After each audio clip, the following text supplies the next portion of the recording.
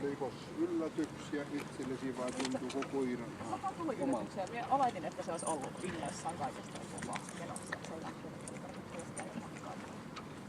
Tällaisia. Se on tällainen. Se on semmoinen. No katsotaanpa mitä me tästä suottiin irti. No laukauksissa ei reagoi, eli tähän vähän niin kuin koko ajan liikkeessä, että se ei hirveän pitkä yhdessä paikassa ylipäätänsä ole. Palataan siihen myöhemmin, mutta ei se ole paukkuja pelannut, laukaus vaan. Sitten se luoksen päästävyys, niin kuin itsekin näet, niin kun sille rupeaa painetta tulemaan vähän, niin tulee pidättyvyyttä mukaan. Eli tuossa alussa, ehkä tuossakin se, että se hyppii vierasta vastaan. Ei se niin hirveästi vierasta ihmistä niin kuin välitä sillä tavalla, mutta se hyppii vastaan. Eli se voi sitä pientä varauksellisuutta purkaa sitäkin kautta. Mutta tuolla se näkyy niin kuin selvemmin tuon puolustuksen jälkitilanteessa ja sitten se näkyy tuossa seinällä, mitä sä et itse nähnyt.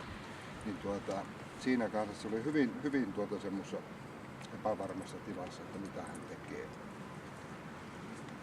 Eli se pantiin ihan sinua varten näkyviin tuonne 2A, eli se on niin lievästi ilmastuna hivampaa. Tuo luokse päästävä aavistuksen pidättyvää. Eli pidättyväiset koirat voi käyttäytyä silläkin tavalla, että ne menee vieraan ihmisen luokse ja ne rupeaa ikään kuin nojaamaan. Sitä kautta odottaa sitä pidättyvää. No joo, ei siinä sen kummempaa. Sitten sen kovuus, pehmeys, eli puhutaan, voidaan ihmiskillä ehkä lähinnä puhua koiran muistista, kun se jossain säikäytetään jossain paikassa ja hetken päästä kuvaa siihen samaan paikkaan. Ja kun siinä ei tapahdukaan mitään, kuinka voi se paikka se koiran mieleen vaikuttamaan. Niin. Kyllä tämä niin selvästi osoitti sen, että missä ei ollut kivaa. Se olemus muuttuu silloin. Eli semmoinen pieni nöyryys sieltä näkyy ja se pieni nöyryys tuli näkyvä ehkä kaikista selvemmin tuossa hämärässä tilassa käytävällä, mitä sä et ehkä itse näe siellä.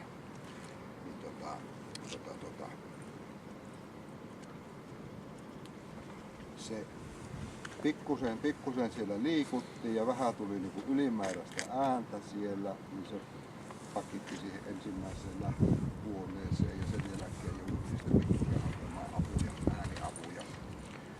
Että se saatiin etenemään sitä käytävää. Ja niin kuin varmaan itse huomasit sitten, kun se oli lähellä siellä, se koira saattaa moilastella 20 sentin päässä sinusta, mutta kun sille ei ole nenää auki, niin se on niin kuin sama niin kuin se et olisi siinä ollenkaan. Sen takia ei sitten loppuun asti niitä ääniapuja annettu. Muutenhan se on mennyt niin kuin sen äänen perässä tullut syöksi ja todennäköisesti törmännyt sitten sattumoisin sinne. Se ei ole niin kuin se pelin tarkoitus. Ei palkita Ottoa jalkojen käytöstä, vaan nenän käytöstä. Niin. Mutta tuossahan ei tulla pienellä pehmeällähän ei ole mitään muuta tekemistä kuin se, että se on todennäköisesti helpompi teille niin kuin arvioida. Ainakin voisi olettaa ja toivoa, että se kuuntelee ehkä vähän paremmin kuin että jos se olisi kovempi. Kyllä. No niin. No sitten sen temperamentti, mitä se tässä nytkin niinku esittää, tosin se on kirjattu tänne ylös jo aikaisemmin. Niin ei jätetä sinä ja aleta nyt veivaamaan. Niin. Se haluaa olla niinku vähän koko ajan liikkeessä. Kaikki pitäisi nähdä, mitä ympärillä tapahtuu. Se kuitenkin pystyy vielä keskittymään sitten siihen ärsykkeeseen, mitä sille tarjotaan, kun se ärsyke on riittävän lähellä. Ja näin ollen tämmöinen koira, joka koko ajan on niin liikkeessä, niin kaksi vaihtoehtoa siinä periaatteessa on hermottaa temperamentti, kumpi mättää enemmän. Ja tällä kohdalla lähdetään siitä, että sillä tuo temperamentti on. Erikoiskokeenahan siinä on tuo tynnyri, eli kuinka järkevästi se koira pystyy vastaanottamaan niin yllättävän ärsykkeen ja reagoimaan siihen. Ja tämmöinen koira, niin kuin tuossa alkuleikissäkin jo nähtiin, niin se niin kuin hajoaa. Se leikki ei kiinnosta, no mä rupean tekemään omia juttuja tuossa noin vaan. Eli se on silloin +1 tässä lomauksessa. No sitten tullaan tuonne hermopuolelle. Osin tuo kiipeileminen, vaikka se on temperamenttijuttua, niin kaikkihan tommonen sijaistoiminta ja sulkeminen, niin kuin sä tohtasit, että me tuolla kelekalla se hyvin näki ja kuuli, kun se kelekka rupsasi, se vilikas sitä, sen jälkeen se siirtyi omaan nuuskimismaailmaan tuonne ja joo, ei se tulekaan ja välillä vilkasta pirut tulleekin tuolta ja sitten mentiin niin kuin aseisiin rupesi niin kuin kamppailemaan sitä vastaan ja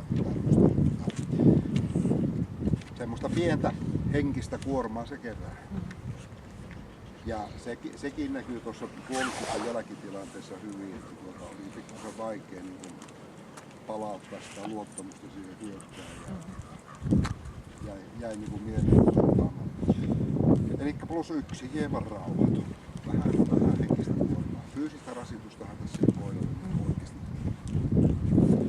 Sitten tullaan taisteluhalu, leukojen lihaksiston käyttö, leikkiminen, vääntäminen, niin siinä me nyt ei päästy niinku hirveän räiskyviin suorituksiin tuossa leukojen käytössä nimenomaan. Eli silloin tällöin melkein lainausmerkeissä härmäämisen kautta se vähän suunnitelma heti puotti pois. Ja sehän siinä ei ole niinku tarkoitus, vaan tarkoitus on se, että koira itse hakeutuu siihen leikkiesineeseen ja rupeaa vääntämään ilman, että siinä on niin sanotusti suuttumusta mukana, eli ylimääräistä.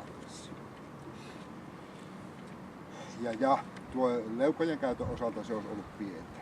Ja sitten se käyttää kroppaansa varsin tehokkaasti. Niin puolustuksessa tuolla kelkalla se taisteli hyvin sitä kelkkaa vastaan ja tolle, niin sieltä saadaan apu ja sen verran saadaan se sen taistelutahto tuonne plussapuolelle, eli +2 kohtuulliseen.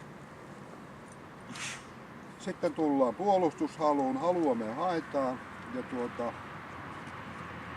tällä koiralla sitä halua on ja ilmeisesti sitten jopa rupeaa löytymään kykyäkin, että tuolla mitä todennäköisemmin saa puretettua itsekyyshalua.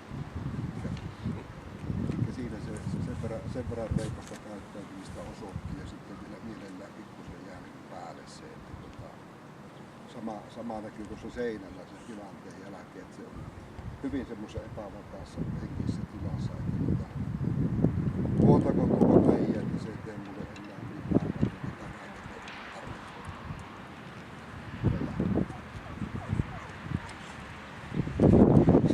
siinäkin se ratkaisi sitten kuitenkin kiinni, että se ei tule lämmäksy. Eli puolustushalu on kohtuullinen, hillitty, paras mahdollinen, eli +3. Ja sitten tullaan tuohon terävyyteen, sama juttu, sehän pongas mut niin kuin jo kaukaa ja ilmoitti, että hän on sitten täällä näin. Ja sitten me käytiin sitä henkien taistelua siinä, niin kyllähän se siihen kamppailuun lähti sitten mukaan ja teki selviä hyökkäyspyrkimyksiä. Sekin on kohtuullinen, kun mä kääntelee ja hyökkäysalueella. Aina mielelläni korostan sitä, että tehkö se koira sillä seinällä mitään hyvänsä, mutta kun sille osoitetaan, että tää on loppu, ollaan kavereita, niin siinä vaiheessa ei ole enää toivottavaa, että se koira ottaa maksamaan tällainen. Valitettavasti on ja silloin se asettaa tuonne arkeen, kun meillä on hyviä vaatimuksia, mihin me uskalletaan esimerkiksi hetkeksi jättää koiran silmästä. Sitten tullaan toimintakykyyn. Siihen tietysti vaikuttaa kaikki. Erikoiskokeena siinä on tuo kelkka, millä uhattiin koiraa, ja sitten toinen osio on tuo hämärätila, missä vaan koira erotettiin sinusta ja sinun ja koiran välillä jää selvä ajuvana, mikä jälki. Ja silloin jos koiralla on nenä auki ja rohkeus riittänyt, sehän mennä kipsuttelee ja kuuluu vaan tuhina, kun se jäljestää sinne ohjaajan luokse. Mutta sitten jos on painetta, niin tässäkin tapauksessa oli, niin sitten ei ole nenää auki ja sitten siinä höhöillään. Ja ääneen reagoi heti, kun sun niiskaisu tuli, että jaha, tuttu ääni, siihen valpastuu. Sitten loppumatkahan se sitten tuli siitä aika läheltä, tuli ihan ilmeisesti nenänsä käyttäen. Eli sillä me päästään niin tuonne plusarvosalueelle, +1 kohtuulliseen. Eli koiran itsenäinen rohkeus ratkaista asioita. No, ja lomakepisteet, tämä asia miinuksihan tällä. Missä ja pluspisteitä on 129 ja se oli tuosta lisää koiria ja tulee uudestaan. Näin teemme. 120. Hyvä. Ei 129 pistettä. Ja otan kanssa kannattaa muistaa, jos jotakin ihmistä säikähtää, niin että se joutuu tuossa niinku kamppailuttaa. Niin tuossa Jormankin kanssa, kun Jorma oli seinällä, niin vaikka etupää näytti kirkettä, niin takapää oli epävarma. Ja silloin se saattaa, kun se on kaksijakossa tilassa, niin se voi ratkaista siihen kumpaan suuntaan tahansa. Jormalle se ei ole ongelma, koska Jorma on reipas ja rohkea, mutta jos sillä on sattuu olemaan iso, niin jos on yhtään epävarmuutta, niin se puree. Joo. Se koskee ihan yhtä paljon puree se pelon kautta. Niin siinä ei ole minkäänlaista eroa, kun se leuvat napsahtaa kiinni, että kumpi se nyt oli, että se on se kumpi vaan. Niin, sillä se ei välttämättä pysty itseensä silleen nollaamaan täysin. Se oli hirveän nätisti mun mielestä näkyy seinällä, kun oli sivutpäin. Eli näkyy se etupään ja peräpään ristiriitatilanne. Etupää viestitti jo ystävällisesti, mutta takapää tärisi ja häntä oli pyllyvaussa. Eihän sillä nyt ole munkaan mitään ongelmaa muuta kuin, että sylliin pitäisi päästä ja pussailla hirveästi. Pieni syvikoira omasta mielestä. Pieni? Et siinä kuule Otto ihan pieni aja olla. Seuraava potilas. Hyvä.